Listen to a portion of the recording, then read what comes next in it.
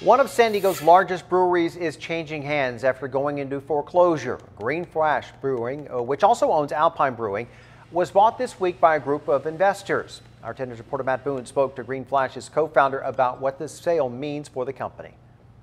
Yeah, the big question was, what's going to happen to the operations and the employees here in San Diego? Well, they tell me that their Mira Mesa facility and the tasting room will remain open, and in Alpine, even though the business entity that owned the brewery up here will be wound down, the storefronts will remain open, brewing operations will continue. Probably one of my favorite areas. At the Alpine Brewing tasting room, the usual mix of locals and beer tourists flowed through, seeking out suds from the nearly 20-year-old brewery known for its strong, hoppy beers.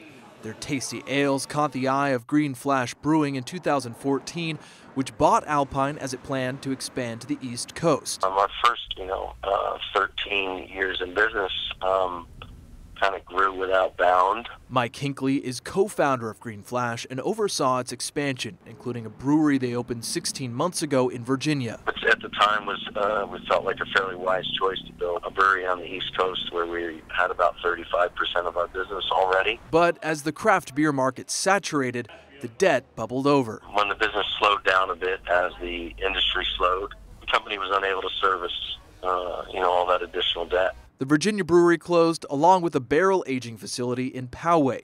Hinckley gave up his ownership in the sale to investor group West Coast IPA LLC, but will still oversee operations.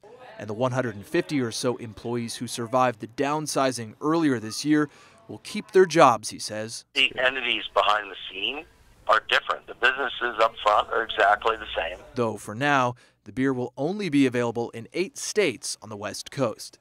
In Alpine, Matt Boone, 10 News.